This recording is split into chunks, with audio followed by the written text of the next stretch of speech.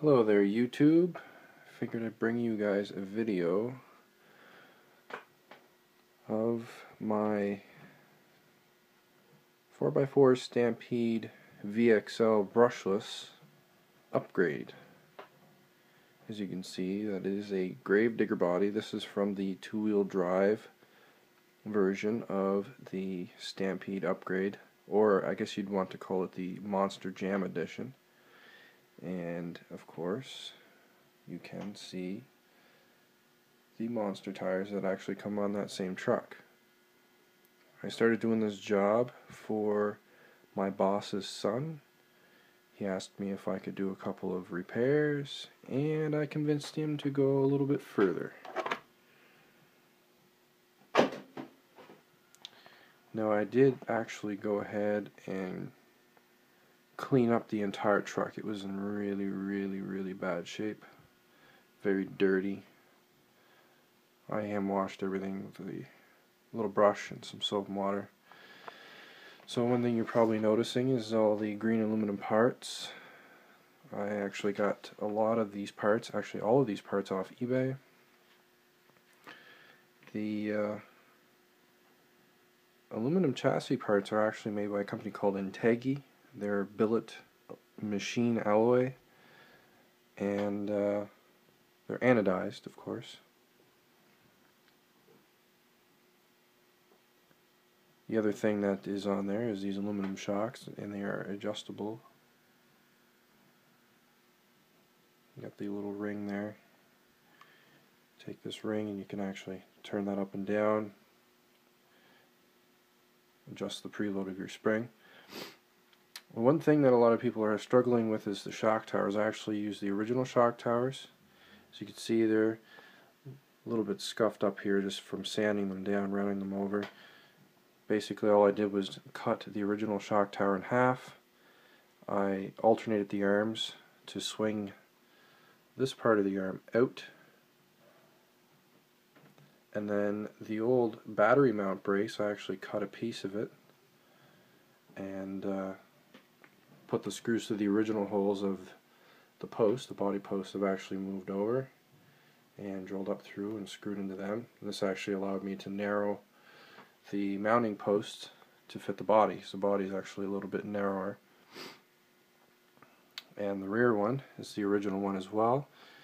And these are some old axle half shafts. I cut the yokes off, put some screws down in, thread it both ends, screwed the body post onto that, and then drilled in, screwed into the bottom. And I'm not sure if I'm going to cut this off or not. I might still keep this piece just in case he decides to put another body back on. Now they are a little bit inward.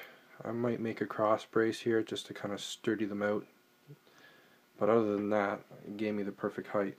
And I got some spacers down here to add some height so I can actually level the body out. And what else have I done to this? Oh yes, there's a full stainless steel screw kit. You can see all those shiny screws down there. And some hardened steel axles. And these hardened steel axles actually came from Japan. I'm unsure of the company that makes them, but all I do know is that they're very strong. They're a little bit more weight, of course. And one thing I did run into in this kit for the aluminum parts is inside the rims. I had to remount the ribs inside the rims because they were catching on the turnbuckle. And that has to do with the offset of the wheel. These wheels have a little bit of a different offset than what's factory.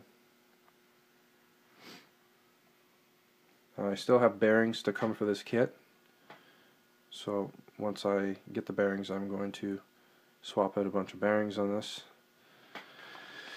But this aluminum kit comes with a lot of parts. It comes with the little bracket here. This bolts to the motor, is the heatsink, and then there's a bracket that goes all the way across underneath this little shroud cover that the motor bolts to as well, and the four-wheel drive shaft actually goes through that casing, and the rear spur actually goes through it as well. You can't really see it, there's a little dust cover on there. both shock towers, all lower control arms, the battery tie down or strap down brace, actually carbon fiber, there's real carbon fiber there.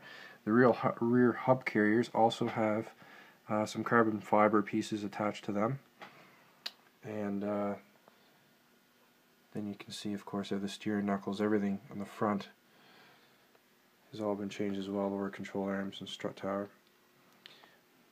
Neat little billet pieces came with the shocks, actually, little spacers to allow you to put the shock out so it doesn't bump up against the shock towers. A lot of work here.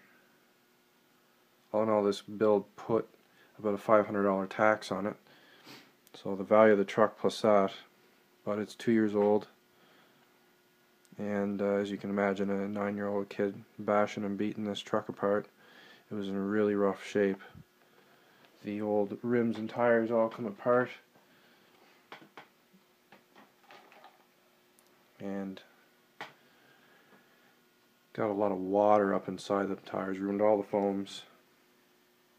And what ended up happening is it threw the tires out of balance, and he would drive it that way anyway, and it tore the actual hub carriers.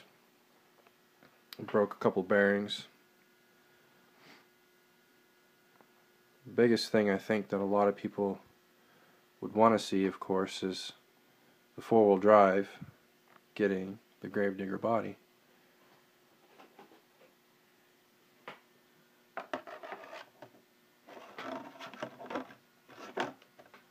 A little bit of a finicky process getting the body on, as the posts aren't 100% aligned. Just be a few moments here.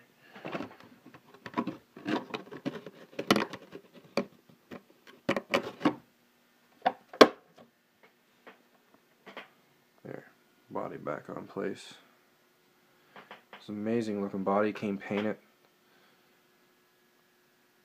All stickers, everything on it. I didn't have to do much. All I had to do was disassemble the entire truck.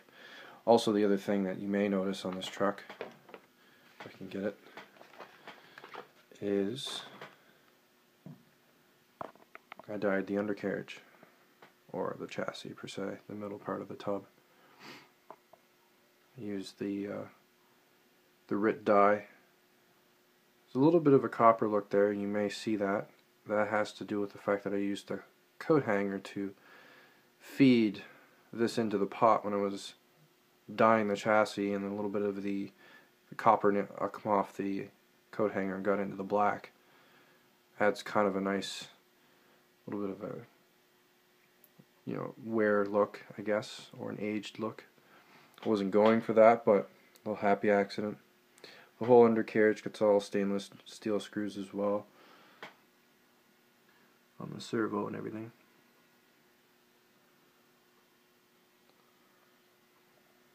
But it was a very fun project. Hope you enjoyed the video. Thank you.